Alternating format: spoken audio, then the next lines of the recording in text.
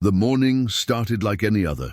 Sarah Collins stood in her kitchen, pouring coffee into a ceramic mug, while Max lounged near the back door, his amber eyes tracking a cardinal hopping along the fence line. Sunlight streamed through the windows of her modest two-story home on the outskirts of Atlanta, casting warm patterns across the hardwood floors. For a woman who had spent years navigating the deadly corridors of international espionage, mornings like this were sacred, quiet, predictable, safe. Then came the knock. It wasn't the polite tap of a neighbor or the casual rhythm of a delivery driver. This was authoritative, demanding, 3 sharp raps that seemed to shake the doorframe. Max's ears snapped forward, and a low rumble built in his chest. Sarah set down her mug, her instincts immediately sharpening. She moved toward the front door with the practiced grace of someone trained to assess threats in milliseconds. Through the peephole she saw them. 4 individuals in dark suits, badges clipped to their belts. FBI. Her heart rate didn't spike. Years of training had conditioned her to remain calm under pressure, but her mind began calculating possibilities. She opened the door halfway, keeping her body positioned to block entry. "Can I help you?" Sarah's voice was steady, professional. The lead agent, a tall woman with steel-grey hair pulled into a severe bun, held up a leather credential case. "Agent Rebecca Marshall, FBI. Are you Sarah Collins?" "I am. We have a federal search warrant for this property." Marshall extended a folded document. "Step aside, please." Sarah took the warrant, her eyes scanning the legal text rapidly. The words jumped out at her. Probable cause, underground structure, connection to organized criminal activity. Her stomach tightened. She looked up at Marshall. "There must be some mistake." "No mistake, Ms. Collins. We have satellite imaging and ground-penetrating radar data showing a tunnel system beneath your property.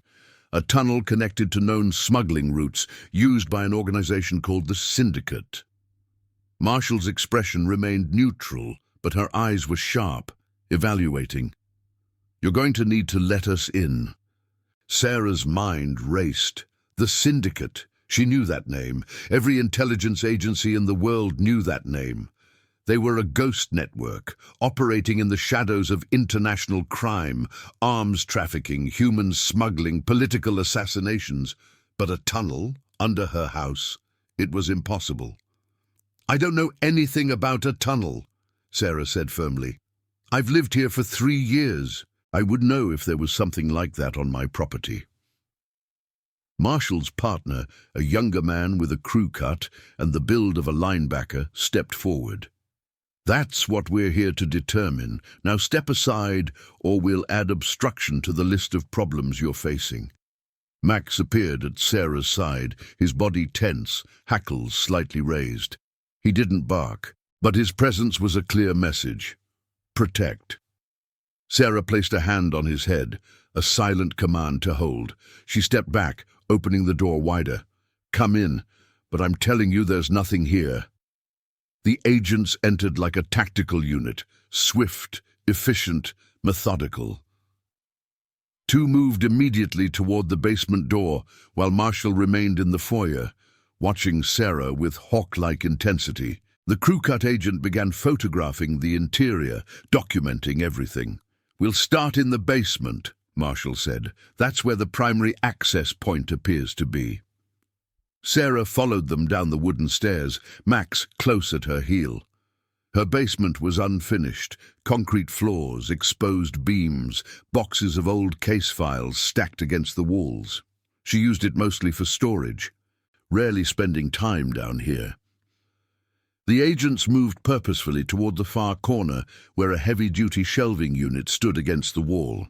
One agent began removing boxes, while another produced a handheld device that beeped softly as he swept it across the wall. "Getting a strong reading here," he announced. "Hollow space behind this section." Marshall turned to Sarah. "When was the last time you moved this shelving unit?" "Never," Sarah said honestly. It was here when I bought the house. I just use it for storage." The agents exchanged glances. Crewcut stepped forward and gripped the shelving unit, pulling it away from the wall with surprising ease. It rolled on hidden casters Sarah had never noticed. Behind it, the concrete wall looked ordinary, until one agent ran his fingers along a seam barely visible in the dim light. "Got it," he said. He pressed something, and a section of the wall swung inward with a mechanical hiss, revealing a dark passageway leading down into the earth. Sarah felt the floor drop out from under her. She stared at the opening, her breath catching. This couldn't be real. She had walked past this wall hundreds of times. She had stored Christmas decorations on that shelving unit, and all along there had been a hidden entrance to a tunnel she knew nothing about. "I've never seen this before," Sarah said, her voice barely above a whisper. "I swear to you, I have never seen this." Marshall studied her face carefully. "Miss Collins, our records indicate you purchased this property 3 years ago, correct?" "Yes." "And before that you worked for, what was it? Atlanta PD K9 unit." Sarah's jaw tightened. Her cover story, the one she'd maintained for years. "That's correct." "Interesting," Marshall said slowly. "Because our intelligence indicates you've been operating as a British intelligence asset. MI6. To be specific, is that accurate?" The room seemed to shrink. Sarah kept her expression neutral, but inside alarms were screaming. How much did they know, and how had they found out? "I'm not at liberty to discuss my employment history," Sarah said carefully. Marshall smiled without warmth. "Of course not, but here's what we do know. This tunnel connects to a network of underground passages used by the Syndicate for moving contraband and trafficked individuals. We've been tracking this network for 2 years, and 3 months ago, we finally got the breakthrough we needed. Satellite thermal imaging showing heat signatures consistent with recent construction and usage. All leading right here, to your basement." "I didn't build this," Sarah insisted. "I don't know who did, but it wasn't me." "Maybe not recently," Marshall conceded. "Our structural engineers estimate this tunnel is at least 5 years old. But here's the problem, Ms. Collins. We found traces of MI6 technology in other sections of this network. Surveillance equipment, communications relays, security measures that only British intelligence would have access to. Someone with MI6 connections built this. And now we're standing in your basement, looking at the entrance." Sarah's mind was working furiously, trying to piece together a puzzle she didn't even know existed. 5 years ago. Where had she been 5 years ago? Her memories of that period were fragmented, hazy. She remembered missions, briefings, training exercises, but specific details felt like trying to grasp smoke. "I want to speak with my legal counsel," Sarah said. "That's your right," Marshall replied. "But first, we're going to document everything down there, and you're going to stay up here under supervision while we do." 2 agents descended into the tunnel, their flashlights cutting through the darkness. Sarah watched them disappear, feeling Max press against her leg. She reached down, running her fingers through his fur, drawing comfort from his solid presence. He looked up at her, those intelligent eyes seeming to ask, "What's happening?" "I don't know, boy," she whispered. "I don't know." The minutes stretched into an hour. Sarah sat on the basement stairs, Marshall standing nearby, while sounds echoed up from below. Voices, equipment, the scrape of boots on stone. Finally, the agents emerged, their expressions grim. "It's extensive," one reported to Marshall. "Extends at least a quarter mile in 2 directions. We found evidence of recent activity, footprints, discarded supplies, and we found this." He held up a sealed evidence bag containing a small metallic device. "MI6 communications relay, still active." Marshall turned to Sarah. "Last chance to tell us the truth. What is this tunnel, and what is your connection to the Syndicate?" I have no connection to the Syndicate, Sarah said, her voice hard. I don't know what this tunnel is or how it got here, but I will find out. You won't be finding out anything, Marshall said coldly. As of this moment, you're suspended from any and all intelligence activities pending investigation.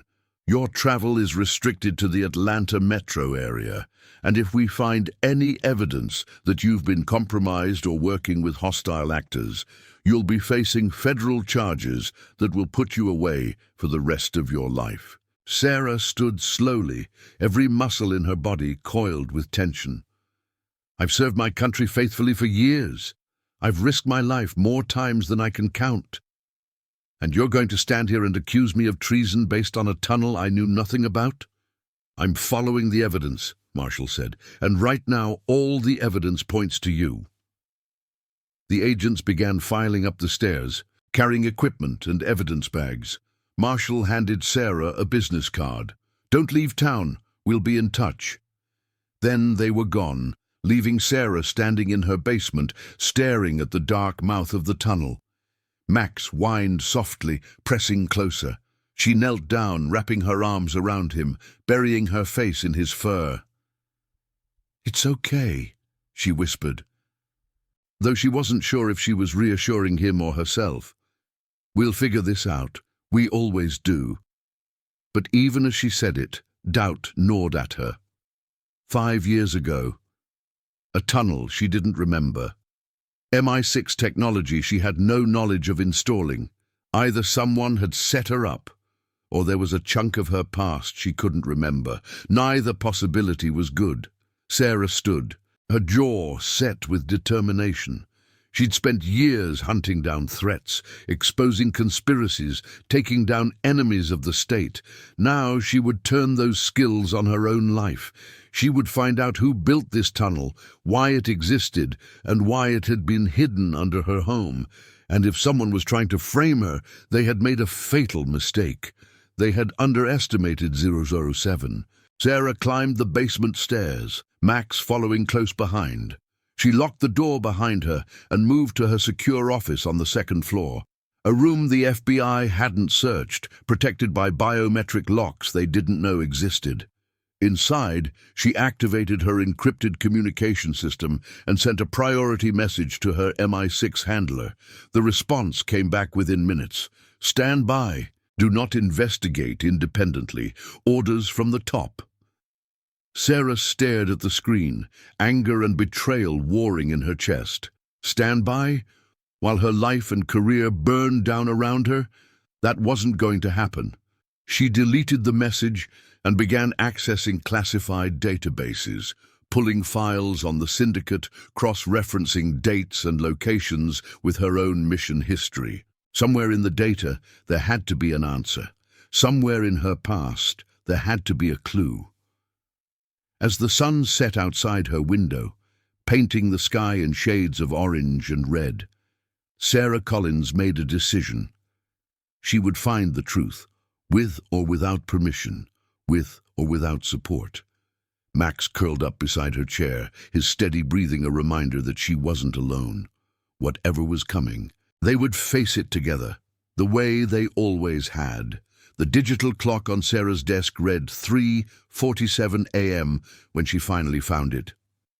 Her eyes burned from hours of staring at encrypted files, cross-referencing mission logs, and piecing together fragments of data that someone had worked very hard to bury. Max lay sprawled on the floor beside her, occasionally lifting his head when she shifted in her chair, his loyalty unwavering even in the dead of night.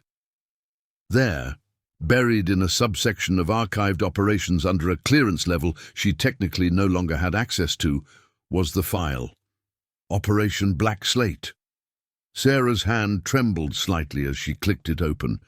The classification header made her stomach drop. Level 5 Omega.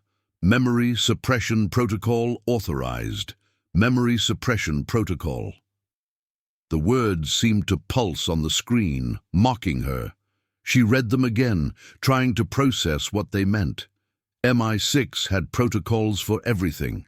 Extraction under duress, deep cover asset protection, psychological safeguards for operatives exposed to extreme trauma.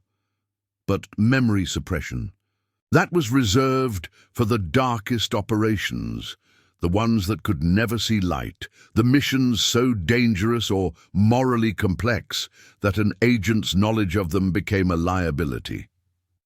Her hands moved across the keyboard, opening the file deeper. The operation summary appeared in clinical, bureaucratic language. Operation Black Slate date. Initiated. April 15th, 2020. Primary objective. Infiltrate the Syndicate's Atlanta cell and establish intelligence pipeline regarding weapons trafficking routes through southeastern United States. Assigned operative, Agent 007, Sarah Collins. Duration, 8 months. Status, terminated. Compromised asset protocol, enacted memory suppression. Authorized by Section Chief Adrian Carver, October 30th, 2020. Sarah leaned back in her chair, her mind reeling. 8 months. She had spent 8 months undercover inside the Syndicate, and she remembered none of it. How was that possible? She pressed her palms against her eyes, trying to force memories to surface, but there was nothing. Just a vague fog where 2020 should have been. She scrolled further. Mission logs appeared, written in her own words, her own voice, captured in text. April 28th, 2020. Made contact with Syndicate Logistics Coordinator at Port of Savannah. Cover identity holding. They believe I'm former DEA with grudge against the agency. Max's presence helps sell the story. They see me as someone they can use for cross-border operations. May 12th, 2020. Gained access to Inner Circle meeting. Confirmed Syndicate moving military-grade weapons through underground network. Tunnel system more extensive than initial intelligence suggested. They're using old Cold War-era infrastructure combined with new construction. June 3rd, 2020. Trust building with cell leader Viktor Kozlov.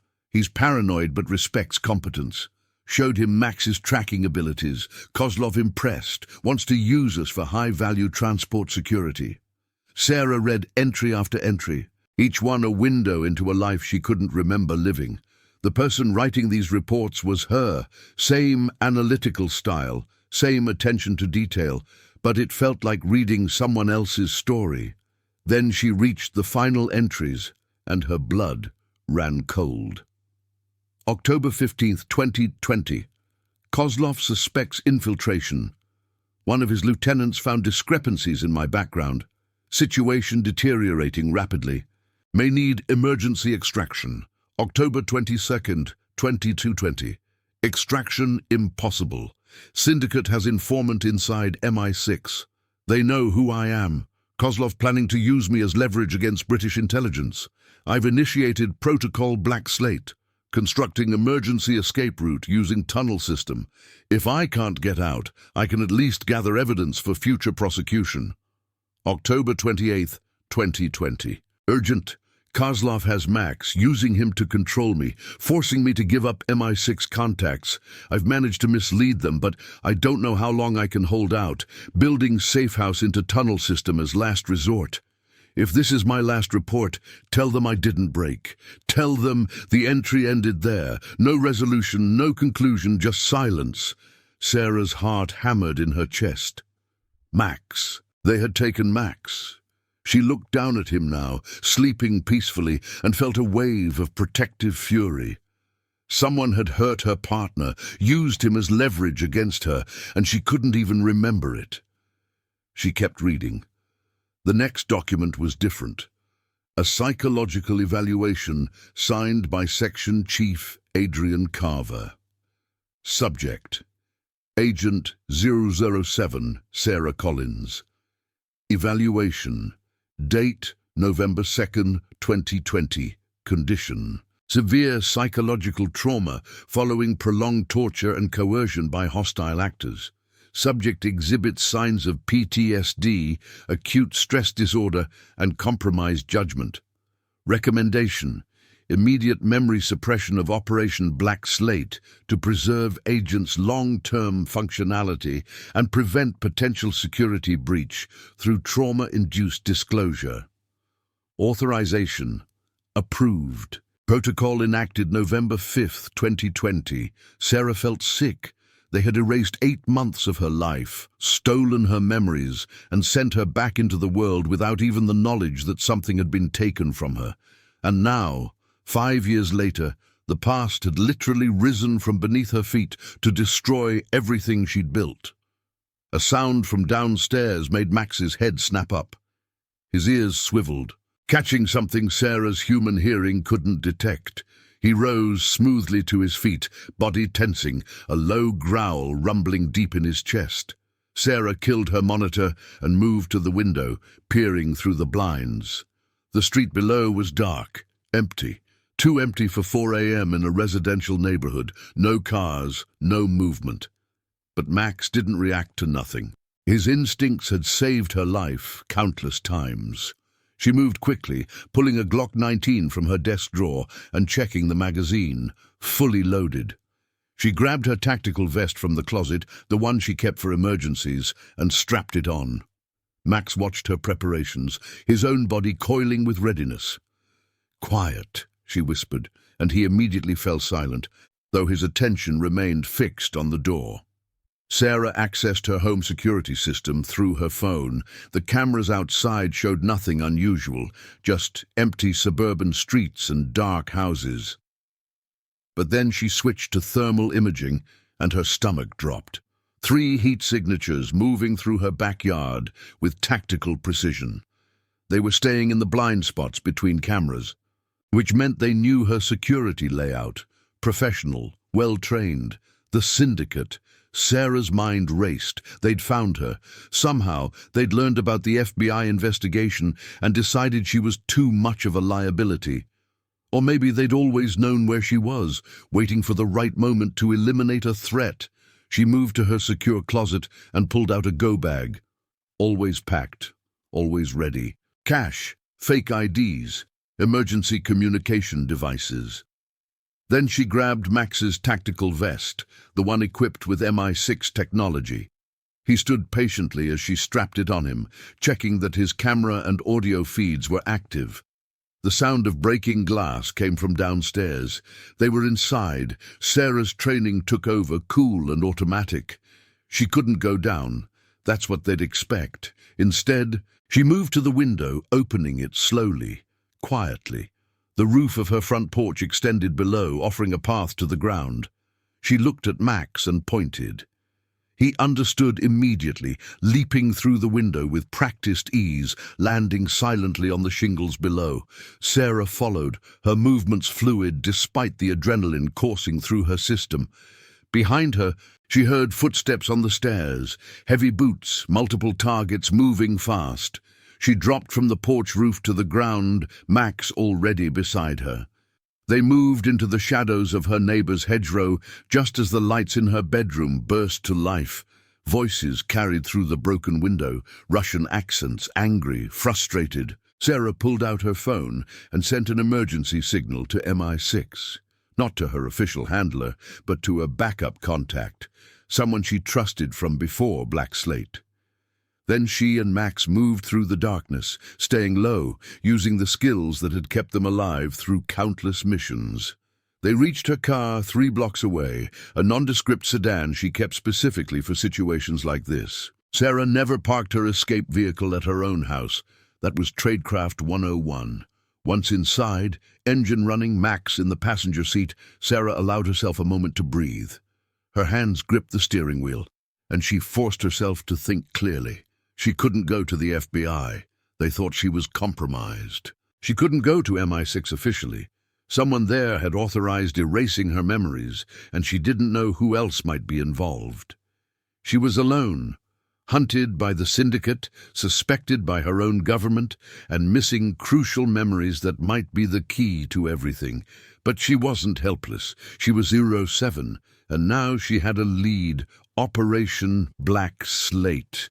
Adrian Carver had authorized the memory suppression. That meant he knew everything, what had really happened in that tunnel, why it had been built, and who else was involved. Sarah pulled out her phone and began searching for Carver's current location. He'd retired from MI6 2 years ago, but men like him never truly disappeared. They had homes, habits, patterns. Within minutes, she had an address. A private estate outside Savannah, Georgia, 3 hours away. Sarah looked at Max. He met her gaze with absolute trust, absolute loyalty. Whatever came next, they would face it together. She shifted the car into drive and pulled onto the empty street, heading southeast through the darkness. Behind them, Atlanta's skyline glowed against the night sky. Ahead lay answers, danger, and the truth about who she really was. The ghost of Black Slate was rising, and Sarah Collins would make damn sure someone paid for what they'd stolen from her. As dawn began to break over the Georgia horizon, Sarah's phone buzzed. An encrypted message from her backup contact. "Carver knows you're coming. He's expecting you. Be careful. He's not alone." Sarah deleted the message and drove faster. Good. If Carver was expecting her, that meant he had something to hide. And if he had something to hide, she would find it. The road stretched ahead, empty and dark. Max watched the landscape pass, alert and ready. And Sarah Collins, stripped of her official status, hunted by enemies she couldn't fully remember, drove into the unknown with only one certainty. She would uncover the truth about Black Slate. She would find out who built that tunnel and why it existed under her home. And she would make sure that anyone who had betrayed her would face justice. The game had changed. The rules no longer applied. And Sarah Collins was done playing by anyone's rules but her own. The Carver estate sat like a fortress among the Spanish moss and ancient oaks of coastal Georgia. Sarah parked her car a mile away, concealed in a dense thicket of pine trees, and approached on foot with Max, moving silently at her side. The morning sun was just beginning to burn through the mist, rolling in from the marshlands, casting everything in shades of grey and gold. Through her tactical binoculars, Sarah surveyed the property.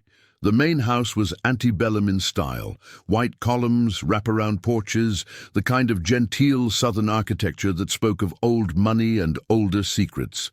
But the security was decidedly modern. Cameras on every corner, motion sensors along the perimeter, and at least 2 armed guards visible on patrol. Adrian Carver wasn't taking chances. Sarah lowered the binoculars and scratched Max behind the ears, thinking. A frontal approach was out of the question, but she'd infiltrated harder targets than this. She pulled out her phone and accessed the satellite imagery she'd downloaded earlier, studying the property's layout. There, a service road leading to the back of the estate, probably used for deliveries and maintenance, less visible, less monitored. She and Max moved through the underbrush, staying low and quiet. The humidity was oppressive even this early, and sweat trickled down Sarah's spine beneath her tactical vest. Every few minutes Max would pause, scenting the air, his ears swiveling to catch sounds she couldn't hear. Each time, he'd glance back at her with those intelligent amber eyes, giving her the all-clear signal she'd come to trust absolutely. The service entrance was guarded by a simple keypad lock and a single camera. Sarah pulled out a small electronic device from her vest, MI6 standard issue, capable of cycling through security codes in seconds. She positioned herself in the camera's blind spot and attached the device to the keypad. 30 seconds later, the lock clicked open. They slipped inside, entering what appeared to be a mudroom off the estate's kitchen. The interior was quiet, almost eerily so. Sarah moved through the space with practiced efficiency, Max at her heel, both of them shadows in the morning light, filtering through plantation shutters. She found Carver in his study. He sat behind a massive mahogany desk, a glass of whiskey in his hand despite the early hour, looking exactly as she remembered him. silver-haired, distinguished, with the kind of weathered face that spoke of decades in the intelligence game.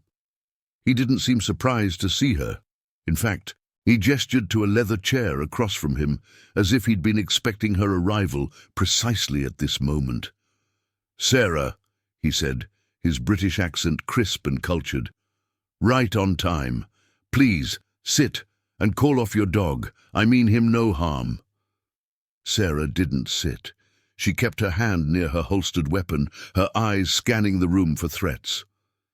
"You erased my memories. 8 months of my life gone. I want them back."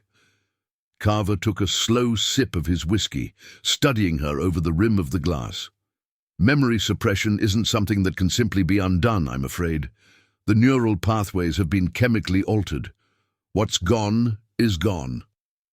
"Then you're going to tell me everything that happened during Black Slate, every detail, starting with why there's a tunnel under my house that I supposedly built." "Ah, yes, the tunnel." Carver set down his glass and leaned back in his chair. "I imagine the FBI's discovery has caused you quite a bit of trouble. That's unfortunate, but perhaps inevitable. The past has a way of resurfacing, doesn't it?" Sarah's jaw tightened. "Stop playing games. Talk." Madsuku Carver studied her for a long moment, then sighed. "Very well. You deserve that much, I suppose. Operation Black Slate was your idea, Sarah. You'd spent months infiltrating the Syndicate's Atlanta cell, gaining their trust. You discovered they were using an extensive tunnel network for trafficking, weapons, drugs, people, but you also realized something else. The tunnels were far more sophisticated than simple criminal infrastructure. Someone with serious resources and technical expertise had built them. Who? We never found out. That was the problem." Carver stood and moved to the window, looking out over his manicured grounds. "You became obsessed with uncovering the architect of the network. You believed there was a state actor involved, someone using the Syndicate as a proxy for something larger. You requested authorization to construct your own access point, using the house you'd purchased as cover. MI6 approved it. The tunnel was your operation, Sarah, your design." Sarah felt the ground shift beneath her feet. Her tunnel, her operation. The words felt wrong, alien, but Carver had no reason to lie. Or did he? Why did it end? "The operation summary said I was compromised." Carver's expression darkened. "You were.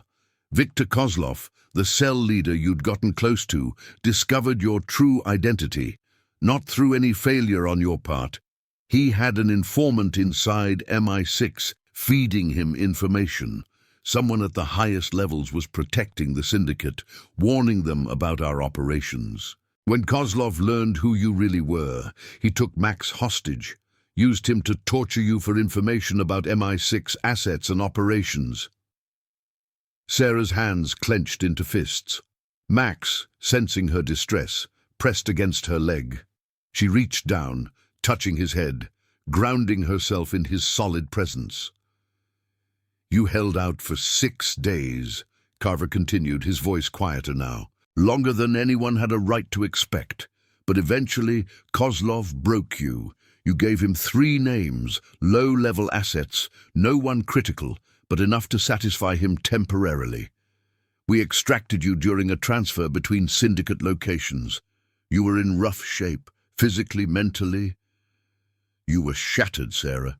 The trauma was extensive. So you erased it."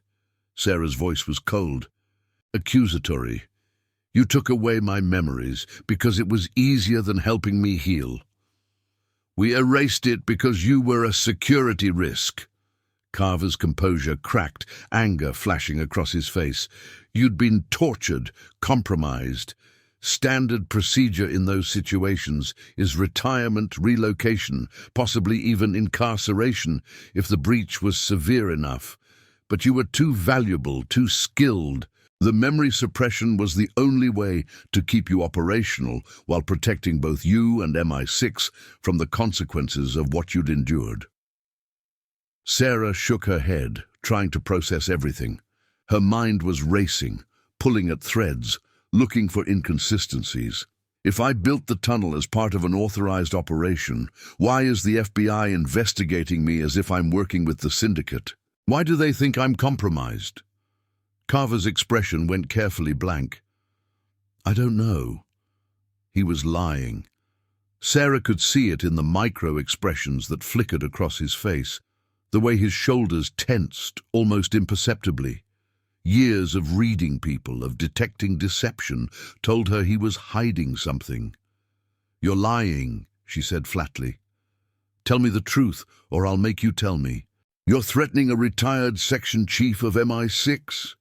Carver's tone was incredulous, but Sarah could see the fear beneath it. Good, he should be afraid. Max growled softly, a sound that seemed to vibrate through the floor. Carver's eyes flicked to the dog, and Sarah saw him swallow hard. Last chance, Sarah said quietly. Carver's shoulders slumped. He suddenly looked older, tired. The informant inside MI6, the one who compromised your operation, was never identified. After Black Slate ended, the investigation went cold. We couldn't find them, and over the past 5 years, more operations have been compromised. More agents burned. The Syndicate always seems to be one step ahead. You think the informant is still active? I know they are. And 3 months ago, intelligence chatter suggested the Syndicate was planning to reactivate the tunnel network. Someone inside MI6 fed information to the FBI, framing you as the architect of a criminal enterprise rather than an intelligence operative who'd been building the tunnels as part of a sanctioned operation. They're trying to discredit you, remove you from the board before you can uncover the truth. Sarah's mind was working furiously, connecting dots, building theories. Who else knew about Black Slate? Who had access to the operational details? Carver hesitated, then moved to his desk and pulled out a file folder. He slid it across to Sarah. 7 people had full access to Black Slate. Myself, the director of operations, 3 analysts and 2 field supervisors. All of them have been vetted repeatedly. All of them passed. Sarah opened the folder and studied the names and faces. She recognized most of them. Career intelligence officers, people she'd worked with, trusted, but one of them was a traitor. One of them had destroyed her life, stolen her memories, and was now trying to frame her as a criminal.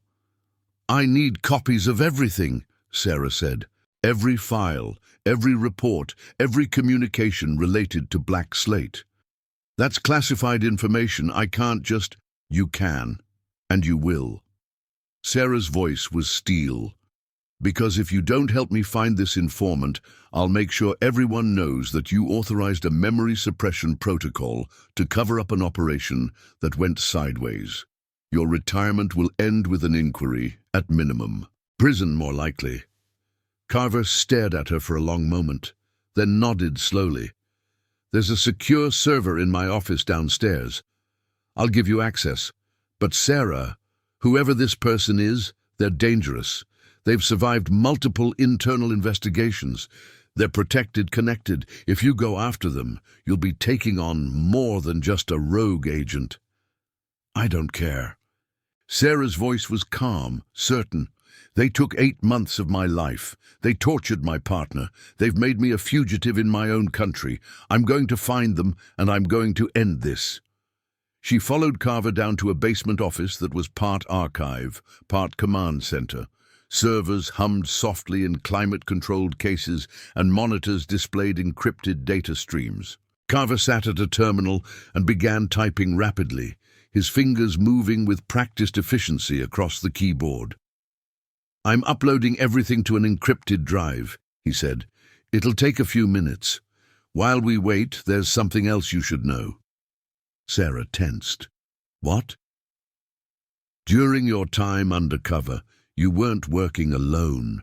You had a partner, someone embedded even deeper than you were, someone who might still be inside the Syndicate. Sarah's heart skipped. Who? We only knew him by his codename, Phantom. He was a ghost, even to us. No one at MI6 knew his real identity except for the director, not even me. But according to the last communication we received from him, he was planning to meet with you the night Kozlov took Max. We never heard from him again after that. He could be dead, or he could still be out there, maintaining his cover. The upload completed with a soft chime. Carver handed Sarah the encrypted drive. Everything's on there. Operational logs, surveillance footage, communication transcripts. If there's a clue to the informant's identity, you'll find it in those files. Sarah pocketed the drive. If I find out you're the informant, I'm not, Carver said firmly. I've dedicated my life to British intelligence. I made the decision to suppress your memories, and I'll carry that guilt to my grave. But I'm not a traitor, Sarah. Find the real one. Bring them to justice. Sarah studied his face one more time, looking for any sign of deception. She saw only a tired old man carrying the weight of hard choices and their consequences. Maybe he was telling the truth. Maybe not. Either way, she had what she needed. She turned to leave, Max following, but Carver's voice stopped her at the door. Sarah, be careful. The tunnel under your house isn't just an entrance point. According to your reports, you built something else down there. A safe house, a place where you stored evidence, backup plans, resources. If the FBI hasn't found it yet, you need to get there first. Whatever you hid 5 years ago might be the key to everything. Sarah nodded once, then disappeared into the morning light with Max at her side. As they moved through the estate grounds and back toward her car, Sarah's mind was already racing ahead.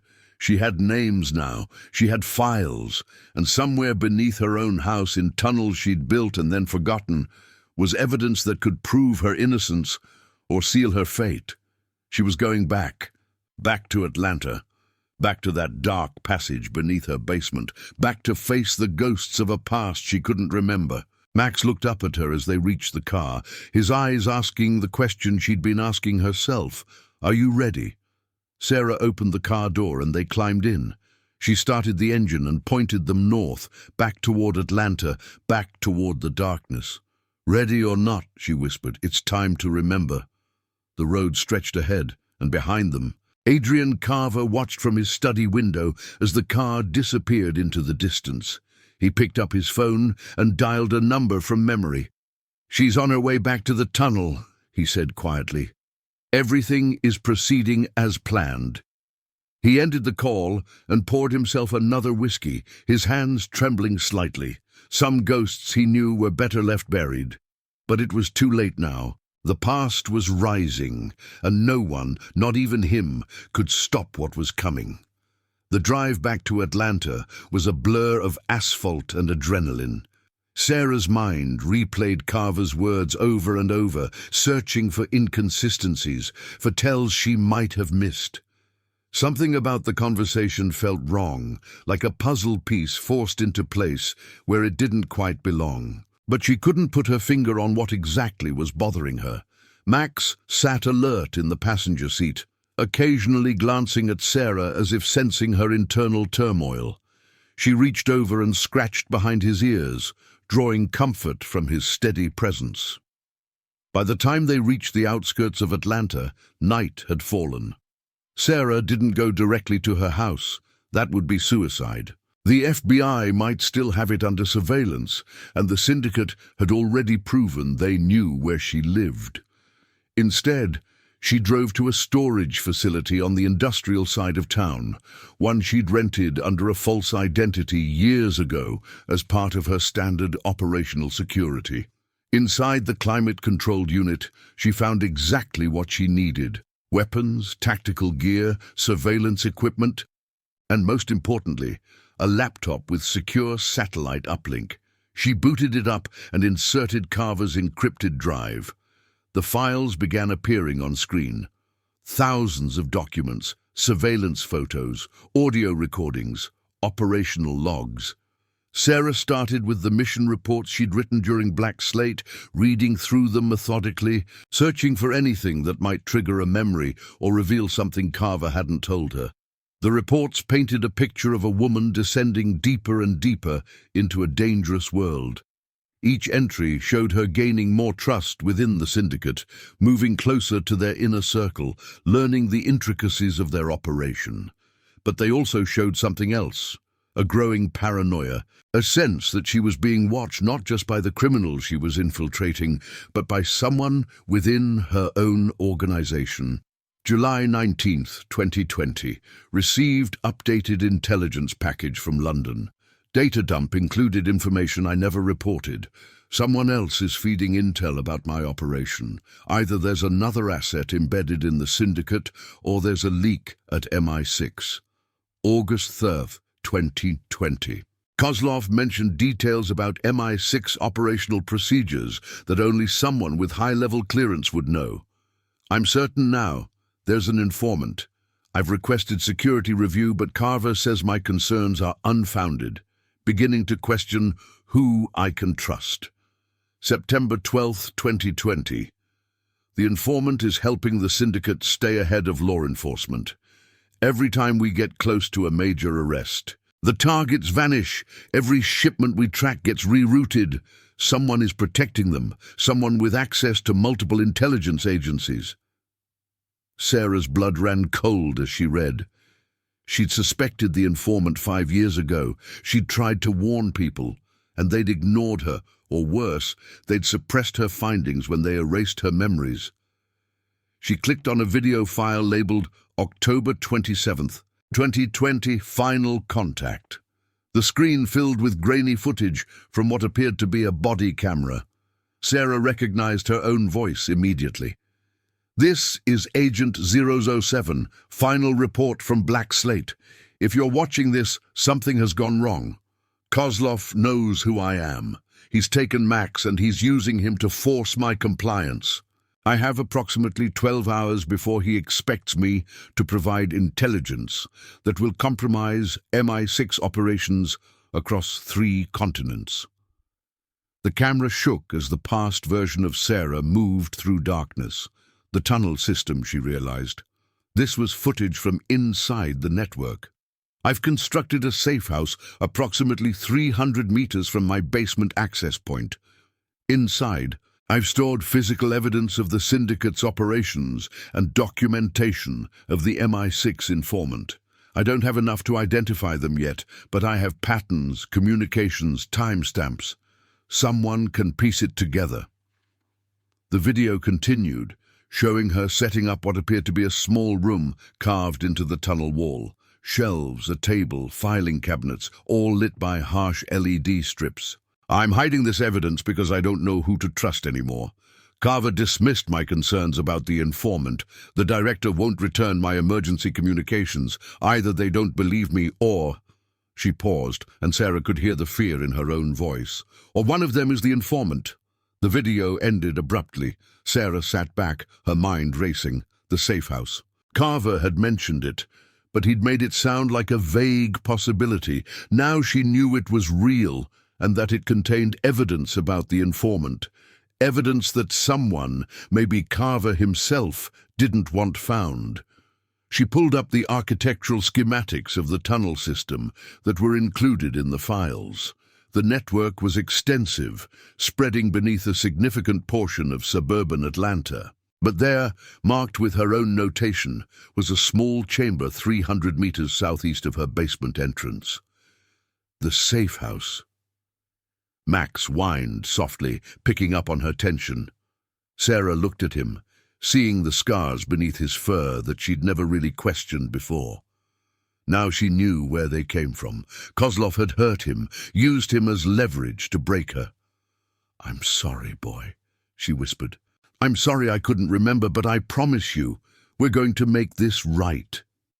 She began gathering equipment, flashlights, a tactical vest with additional ammunition, night vision goggles, rope, first aid supplies. If she was going back into those tunnels, she'd be prepared for anything. Her phone buzzed, an encrypted message from her backup contact at MI6. "Urgent! Carver flagged in system. Travel to US unauthorized. Official inquiry opened. Recommend immediate extraction." Sarah stared at the message. Carver's visit to the US was unauthorized, but he'd been at his estate, clearly established, not like someone on an unauthorized trip, unless he'd been living there for longer than anyone at MI6 knew, unless his retirement had been a cover for something else entirely. Her phone buzzed again. Another message, additional intel. Carver's financials show irregular payments from offshore accounts. Total, $2. $3 million over 4 years. Source, unknown. Sarah felt the world tilt. Carver, her mentor, the man who'd authorized her memory suppression, the man who'd just given her everything. He was the informant, and she'd just told him exactly what she was planning to do. Sarah grabbed her gear and ran for the car, Max racing alongside her. She had to get to the safe house before Carver's people did, had to retrieve whatever evidence was hidden there before it disappeared forever. The drive to her neighborhood took 15 minutes that felt like hours. She parked 3 blocks away and approached on foot, using every shadow, every piece of cover. The house was dark, no sign of FBI surveillance. Maybe they'd pulled back, or maybe they were using more subtle observation methods. It didn't matter. She was going in. Sarah picked the lock on her own back door, a surreal experience that would have been funny under different circumstances. Inside, the house was exactly as she'd left it, except for the basement door, which stood open. Someone had been here. She descended the stairs quietly, Max moving like a ghost beside her. The hidden entrance to the tunnel was still open, the darkness beyond it seeming to pulse with malevolent intent. Sarah activated her flashlight and entered. The tunnel was exactly as the FBI agents had described. Professionally constructed, with concrete walls and LED lighting strips that flickered to life as she moved deeper. Her footsteps echoed eerily in the confined space. According to the schematics, she needed to follow this passage for approximately 200 meters, then take a branching tunnel to the right. She'd gone maybe 50 meters when Max suddenly froze, his body going rigid, his hackles rose, and a low growl rumbled from his chest. Sarah immediately killed her flashlight and pressed against the wall, her hand moving to her weapon. She activated her night vision goggles and scanned ahead, 3 figures moving toward her position, armed. Professional spacing and movement. Definitely trained operatives, not common criminals. Sarah calculated her options in seconds. The tunnel was narrow, limiting tactical movement, but also creating a choke point she could use to her advantage. She couldn't go back. That would lead them to her escape route. She had to go through. She whispered a command to Max. Flank. He immediately moved silently along the opposite wall, understanding the maneuver they'd practiced hundreds of times. Sarah would engage from the front, drawing attention and fire, while Max would attack from the side or rear. The figures were closer now, maybe 20 meters. Sarah could see they were wearing tactical gear, carrying suppressed weapons. Definitely not FBI, Carver's people, or Syndicate enforcers. It didn't matter which. She made her decision. Sarah stepped into the center of the tunnel and fired 3 shots in rapid succession. The narrow space magnified the sound to deafening levels. 2 of the figures went down immediately. The third dove for cover behind a support pillar. Max launched himself forward, a blur of muscle and fury in the darkness. The remaining operative turned toward the sound, but was too slow. Max hit him like a missile, jaws clamping onto the gun arm. The man screamed and the weapon clattered to the ground. Sarah closed the distance rapidly, her weapon trained on the downed operative. "Don't move!" But the man was already reaching for something at his belt. Sarah recognized the gesture. Detonator. Her eyes widened as she spotted the vest beneath his tactical gear. Explosives. "Max, come!" She turned and ran, Max instantly disengaging and racing ahead of her. Behind them, she heard the operative laughing. "The tunnel collapses in 10 seconds, Agent Collins. You'll be buried alive just like your memories." Sarah ran harder than she'd ever run in her life. Max matching her stride for stride. The passage seemed to stretch impossibly long. 5 seconds. 4. She saw a side tunnel ahead, the one leading to the safe house. She grabbed Max and dove into it, just as the explosion ripped through the main passage behind them. The world became noise and pressure and darkness. Concrete dust filled the air, choking her. The tunnel shook violently, and she heard the terrible grinding sound of structural collapse. Sarah pressed herself against Max, covering him with her body as debris rained down around them. Then silence. Sarah coughed, spitting dust, her ears ringing from the blast. She activated her flashlight with trembling hands. The main tunnel behind them was completely collapsed, tons of rubble blocking the way back to her house. They were trapped, but ahead, the side tunnel remained clear. The safe house was still accessible. Max shook himself, dust flying from his fur, and looked at her with concern. Sarah checked him quickly for injuries, but found none. Just cuts and bruises, nothing serious. "Good boy," she whispered, her voice hoarse. "Let's finish this." They moved forward into the smaller tunnel, following it as it curved and descended. After about 50 meters, Sarah's flashlight illuminated a steel door set into the wall. There was a biometric scanner beside it. 5 years old, probably obsolete technology by now, but still functional. Sarah pressed her palm to the scanner, holding her breath. Nothing happened for a long moment. Then, with a mechanical whir, the door unlocked and swung inward. The safe house was exactly as she'd seen it in the video, a small room carved from rock and concrete, lined with shelves and filing cabinets. But unlike the pristine space in the footage, this room had clearly been searched. Drawers hung open, papers were scattered across the floor, and several filing cabinets had been pried open with force. Someone had been here first. Someone had found it and taken what they needed. Sarah's heart sank as she moved through the wreckage. She'd been too late. Carver had played her perfectly, keeping her busy while his people retrieved the evidence. But then Max began pawing at something in the corner. Sarah moved to him and found what he'd detected: a loose stone in the wall. She pried it out and found a small waterproof case hidden behind it. Inside the case was a USB drive and a handwritten note in her own handwriting. "If you're reading this, they found the safe house. I expected they might. The real evidence isn't here.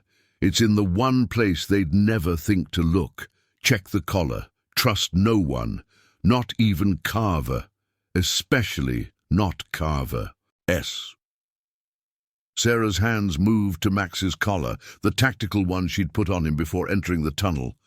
Her fingers found a seam she'd never noticed before, and she carefully opened it. Inside was another USB drive, smaller, embedded in the collar's lining. Max had been carrying the evidence all along. For 5 years, he'd worn the proof of Carver's betrayal without anyone knowing. Sarah inserted the drive into her phone. Files appeared, communications between Carver and Syndicate leaders, financial transactions, operational orders. Everything needed to prove he was the informant. And there, in the final folder, was a video file dated October 28, 2020. Sarah played it. The footage showed a room she didn't recognize, bare concrete walls, harsh lighting.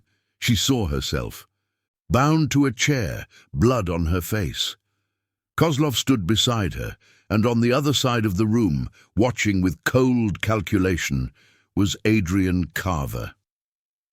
"Tell us about the MI6 operations in Eastern Europe," Carver said in the video. The bound Sarah remained silent. Kozlov struck her across the face. Carver didn't flinch. "This can end whenever you wish," Carver continued. "Just give us what we need." In the corner of the frame, Sarah could see a cage.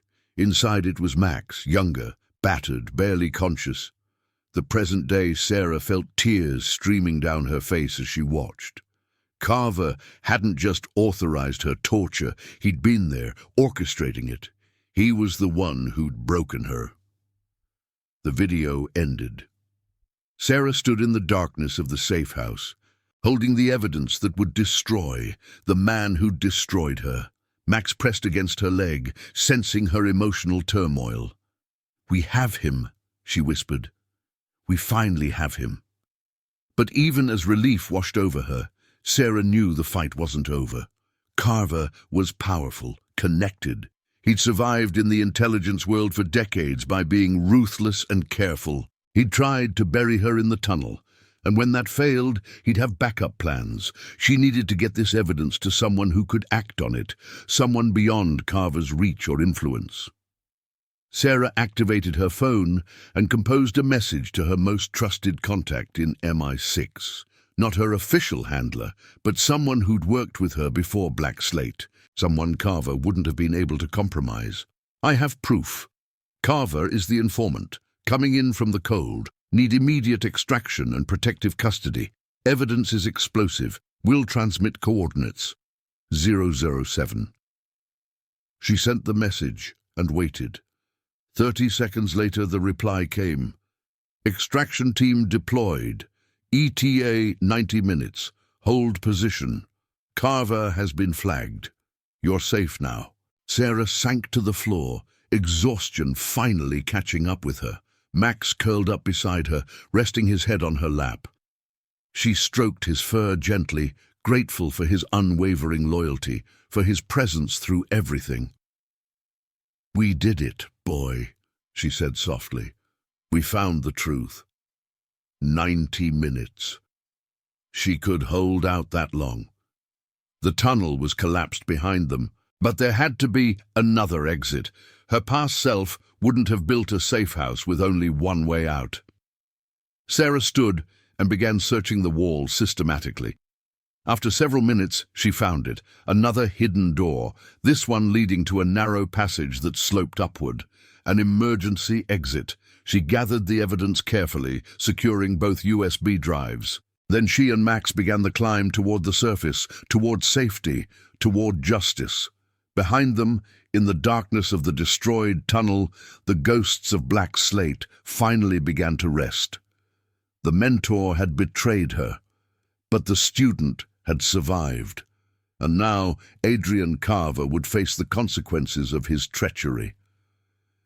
Sarah emerged into the cool Atlanta night, Max beside her, the evidence that would bring down a traitor secure in her hands. She was 007, and she was done running.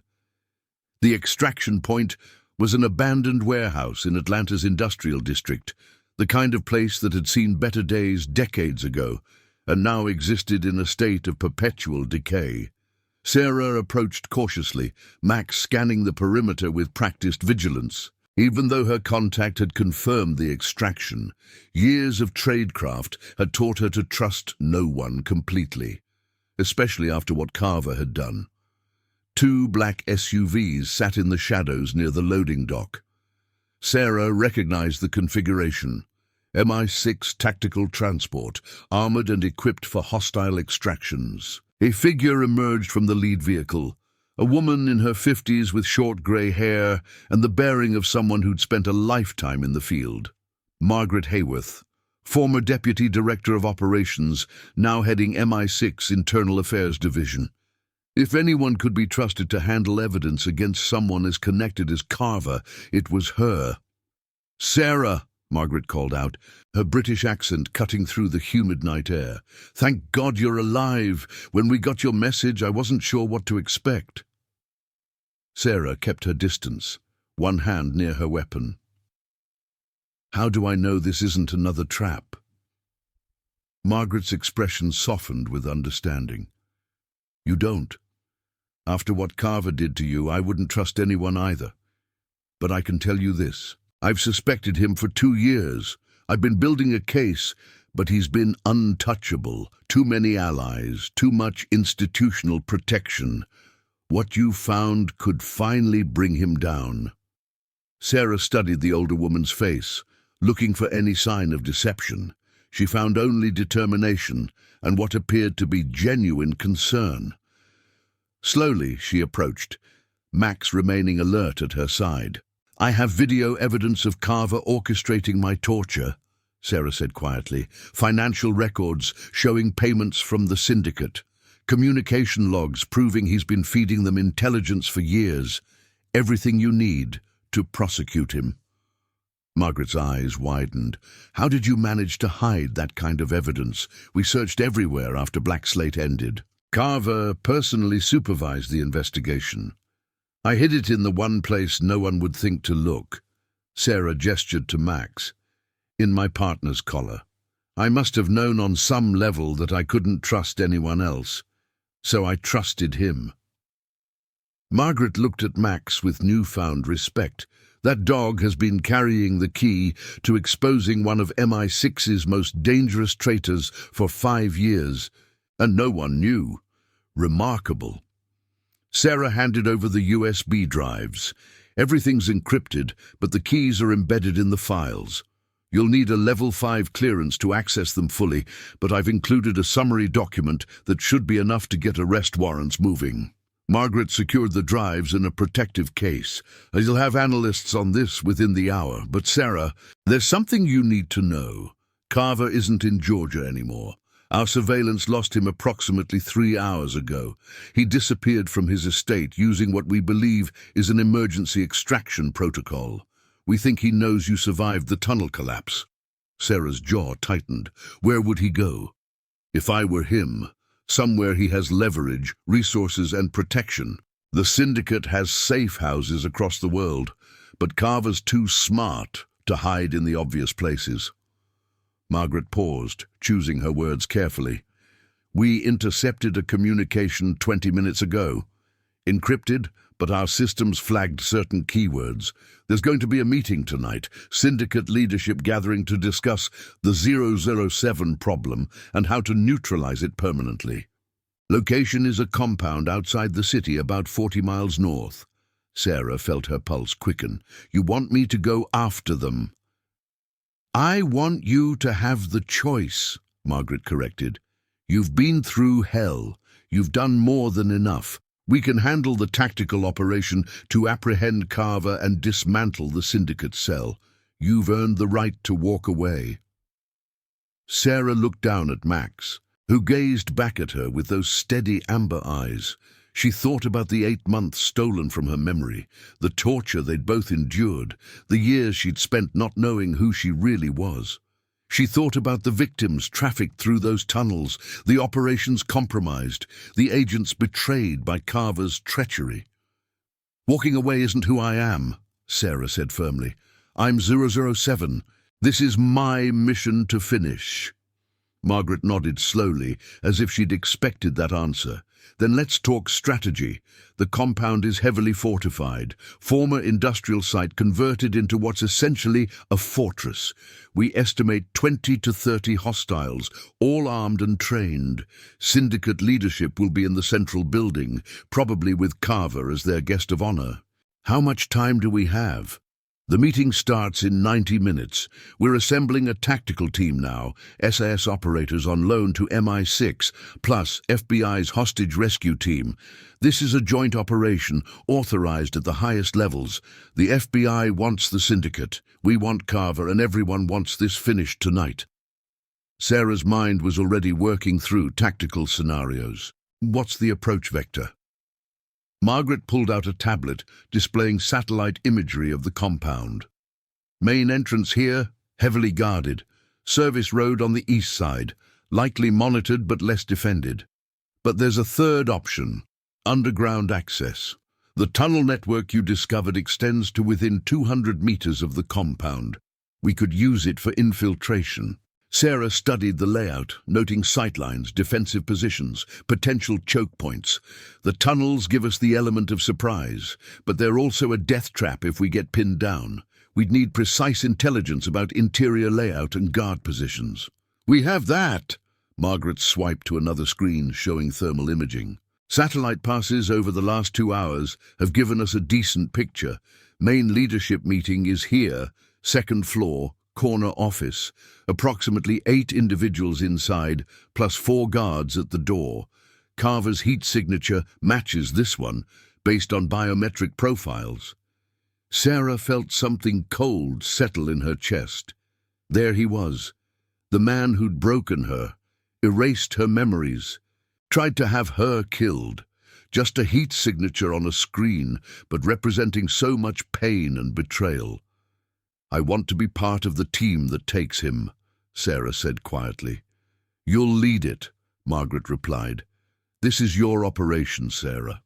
You've earned that right. I'll coordinate from command, but tactical decisions on the ground are yours." Over the next hour, Sarah briefed the tactical team, 12 operators in total, split into 3 4-person units. Unit 1 would secure the perimeter and cut off escape routes. Unit 2 would handle the main assault through the tunnel access point. Unit 3, led by Sarah, would go directly for the leadership meeting and Carver. Max would be with Unit 3, equipped with his full tactical gear, camera, audio feed, and a vest capable of stopping small arms fire. He was as much a member of the team as any human operator. The drive to the staging area was conducted in tactical silence, each operator running through their own mental preparations. Sarah sat in the back of the lead vehicle, one hand resting on Max's head, feeling the steady rhythm of his breathing. This was it. The final mission of an operation that had begun 5 years ago and cost her more than she'd ever imagined. They parked a mile from the compound and moved on foot through the darkness, using night vision and thermal imaging to navigate. The tunnel entrance was exactly where intelligence had indicated, a maintenance hatch hidden beneath overgrown vegetation and rusted machinery. Sarah descended first, Max following, then the rest of Unit 3. The tunnels here were older, less maintained than the ones beneath her house. Water dripped from the ceiling, and the air smelled of mold and decay. But the path was clear. They moved silently through the darkness, communicating with hand signals and the occasional whispered word through their comms. Sarah's training took over, her body moving with practiced efficiency, despite the adrenaline coursing through her system. The tunnel terminated at a ladder leading up to what their intelligence suggested was a storage room in the compound's basement. Sarah paused at the base of the ladder, listening. Nothing. She climbed slowly, testing each rung, and found the access hatch unlocked. She eased it open and scanned the room above with her weapon light. Empty. Storage shelves lined the walls, filled with boxes and equipment. She pulled herself up and provided cover while the rest of Unit 3 emerged. Through her earpiece, Margaret's voice came through. "Unit 1 in position, perimeter secure. Unit 2 breaching main entrance in 30 seconds. Sarah keyed her mic. "Unit 3 proceeding to target. Stand by." They moved through the basement and up a stairwell, clearing each level with textbook precision. The compound's interior was industrial, concrete and steel, harsh lighting, no decoration. They encountered 2 guards on the first floor, both neutralized with suppressed weapons before they could raise an alarm. Second floor. Sarah could hear voices now, muffled through a heavy door at the end of the corridor. Russian, English, what sounded like Mandarin. The Syndicate's leadership was truly international in scope. Unit 2's breach of the main entrance erupted with gunfire and flashbangs. The diversion worked perfectly. Sarah heard shouts from inside the meeting room, confusion and panic. She signaled her team into position. "On my mark," she whispered. 3, 2, 1, execute. They breached the door with explosive charges, the blast taking it off its hinges. Sarah was through first, weapon up, scanning for targets.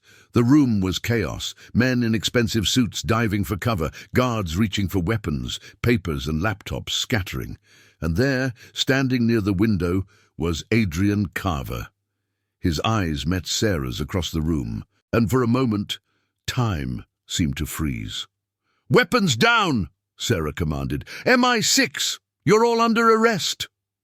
Most of the Syndicate leadership complied, raising their hands. But Carver reached inside his jacket. Sarah's finger tightened on the trigger. But Max was faster. He launched himself across the room, 100 pounds of trained aggression, and hit Carver center mass. They went down together, Carver's weapon skittering across the floor. Sarah covered the distance in seconds, her weapon pressed to Carver's temple. Max maintained his grip on Carver's arm, preventing any movement. "Call him off," Carver gasped. "I surrender." "Max, release." Sarah's voice was cold, emotionless.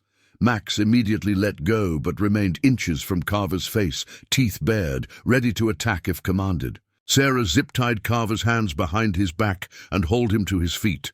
Up close, she could see the fear in his eyes, the same fear she must have shown when he'd orchestrated her torture. "You took 8 months of my life," Sarah said quietly. "You tortured my partner. You tried to destroy me. Why?" Carver's face twisted into something between a smile and a grimace. "Money, Sarah. It's always about money.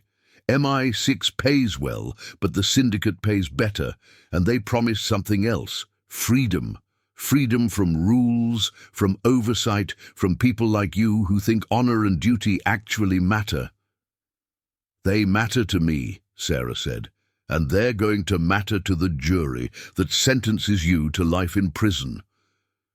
Margaret's voice came through the comms. "Compound secure. All hostiles in custody.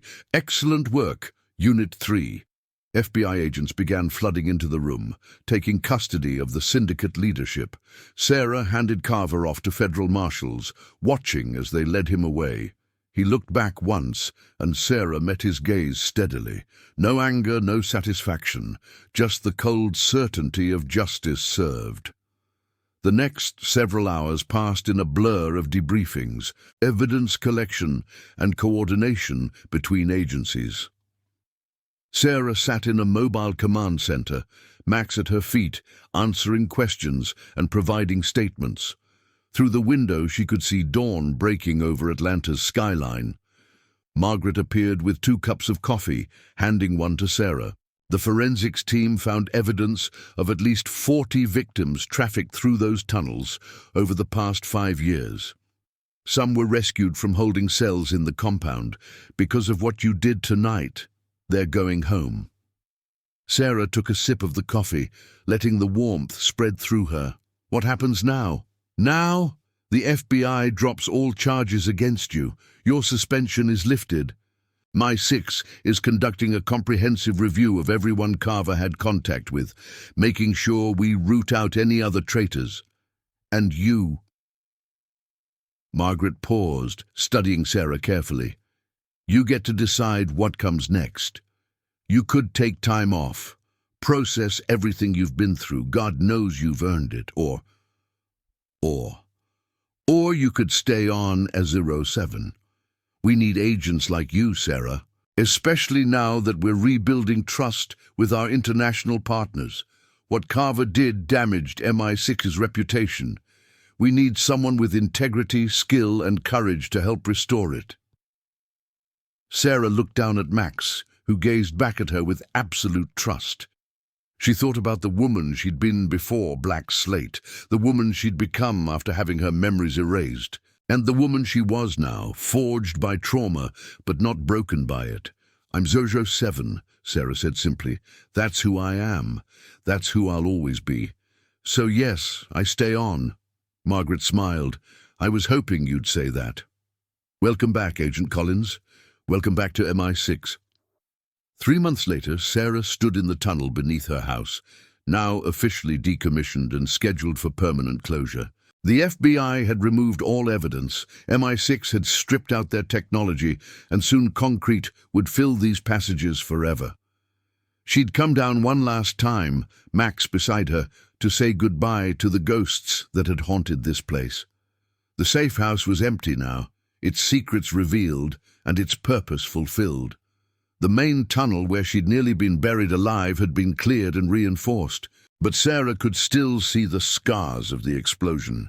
So much had happened in these dark corridors, so much pain, so much loss, so much truth buried beneath the earth, but also survival, resilience, justice. Sarah placed her hand on the wall one final time, remembering the woman she'd been, who built this place, the woman whose memories had been stolen, but whose instincts had saved her life anyway.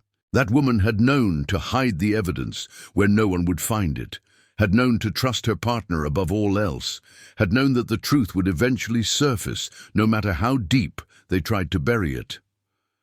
"Thank you," Sarah whispered to her past self. "Thank you for not giving up." Max whined softly, pressing against her leg. Sarah smiled and scratched behind his ears. "Come on, boy. Let's go home." They climbed the stairs back to her basement, back to the house that was finally just a house again. Not a crime scene, not evidence of conspiracy, just a home. Sarah had already decided she wasn't going to move. This place was hers, and she'd reclaimed it just like she'd reclaimed her identity. Her phone buzzed with a new message from Margaret. "New assignment when you're ready. Hostile extraction in Prague. Interested?" Sarah smiled and typed back, "When do we leave?" The answer came immediately. "Briefing tomorrow, 0900 hours. Good to have you back, 007. Sarah pocketed her phone and looked around her kitchen. The same kitchen where this whole nightmare had begun, with 3 sharp knocks on her door, but she wasn't the same person who'd answered that door. She was stronger now, harder, more vigilant. She'd stared into her own past and survived. She'd faced betrayal from someone she trusted and emerged victorious. She was Sarah Collins. She was Agent 07, and she was ready for whatever came next. Max barked once, tail wagging, as if agreeing with her thoughts. "You're right," Sarah said with a smile. "We've got work to do."